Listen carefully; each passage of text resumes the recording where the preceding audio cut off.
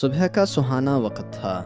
پہاڑوں کے دامن میں بسا ہوا گاؤں، سبز کھیت، چھوٹی مٹی کی کٹیاں اور چمنی سے اٹھتا دھواں، جیسے فضا میں پرسکونی کی دعا گھل رہی ہو۔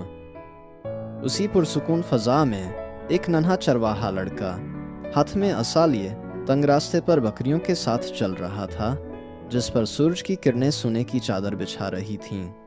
گاؤں کے کچھ لوگ چوکی پر بیٹھے مسکراتے اور اشارے کرتے، جیسے وہ اس لڑکے کی حالات سے بخوبی واقف ہوں، مگر اس کی نگاہوں میں جواب سمتھیا ہوا تھا۔ قریب سے دیکھا تو اس کی آنکھوں میں پکا عزم، چہرے پر سنجیدگی، اور بالوں کو چہوتی ہوئی ہوا جیسے کہہ رہی ہو، تو رکنے کے لیے پیدا نہیں ہوا۔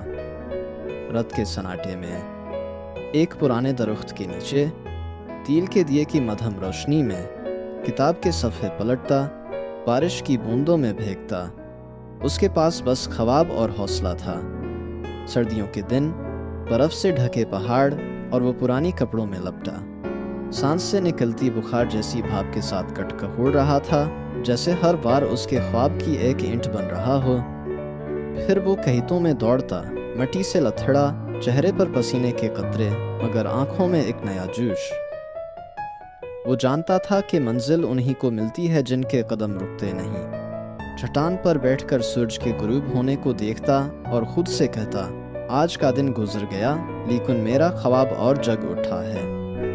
سفر آسان نہ تھا، لوگ تانا دیتے، کئی قدم پیچھے کرنے کی کوشش کرتے، لیکن اس نے سیکھ لیا تھا کہ دنیا کا شور صرف ان کے لیے ہے جو آگے بڑھ رہے ہوں۔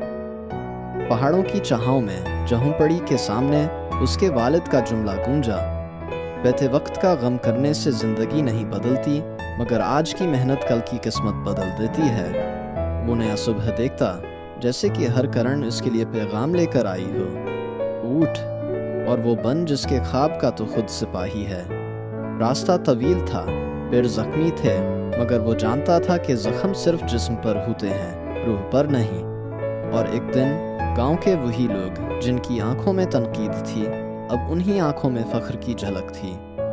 چبوترے پر بچے اس کی قصے سن رہے تھے اور وہ مسکرا کر کہتا، حوصلہ رکھو، کیونکہ منزل کا ذائقہ صرف وہ جانتے ہیں جنہوں نے کڑوی جدوجہد چکھی ہو۔ زندگی ایک دوڑ ہے، مگر اس میں سب سے تیز وہی نہیں جیتتا، بلکہ وہ جیتتا ہے جو رکتا نہیں۔